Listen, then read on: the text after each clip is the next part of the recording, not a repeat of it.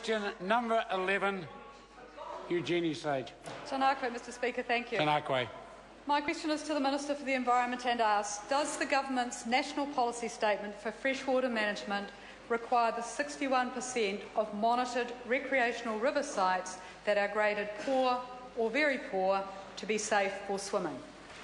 Honourable Amy Adams. Mr Speaker, the National Policy Statement requires all freshwater to be at a level that experts tell us will protect aquatic species and human health. Beyond that, it doesn't set requirements on a river-by-river basis. They're national standards, and above the bottom lines, it's for each community to decide what goal will be set in each case. Supplementary? Supplementary question, Eugenie Sage. Does she think it acceptable that these sites, chosen because they are popular for swimming, are actually too polluted to safely swim at, and her weak bottom lines will not make a difference? Mr Speaker. Honourable Amy Adams. Well, Mr Speaker, the member is quite wrong in her assertion. First of all, what we're talking about here is 94 sites out of a total of 425,000 kilometres of waterways, and even fewer than that actually measuring is potentially at risk. And even those, Mr Speaker, are generally safe for swimming most of the time. Supplementary. Supplementary question, Eugenie Sage.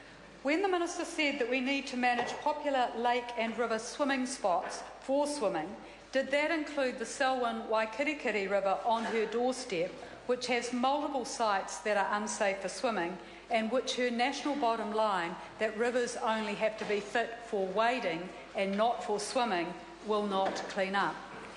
Honourable Amy Adams. Well, Mr Speaker, what we have said consistently is that we trust local communities to know which sites they want to protect for swimming and to take the necessary steps to do that. I back my community to make decisions about what it wants to protect for swimming, and I'm not going to impose costs on every community, every business and every household in New Zealand because the Greens want every drainage ditch to be managed as if it was a swimming pool. It's ludicrous. Supplementary. Supplementary question, Eugenie Sage. What advice has the Minister had on the cost to local authorities of multiple regional plan processes and court litigation that will result from her decision to leave it to councils to determine whether rivers should be clean and safe for swimming rather than having a national bottom line? Mr Speaker. Honourable Amy Adams. Well, what I can tell that member is that, of course, at the moment, and the situation that that member's party were quite happy with when they were in a position to do something about it, is that these decisions are entirely for councils. But the difference being, at the moment, the government provides no assistance, no national consistency, no standardised science. That's what we have done, and that will significantly reduce the time and the cost on each community in making those decisions. I'm just surprised that member doesn't back local communities. No. Supplementary.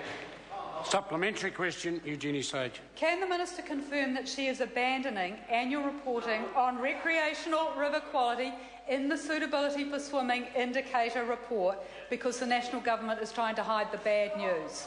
Mr Speaker. Honourable Amy Adams. Mr Speaker, that member well knows that we are moving to the most comprehensive system of environmental reporting that this country has ever had, under which water quality will be reported twice in every 18 months.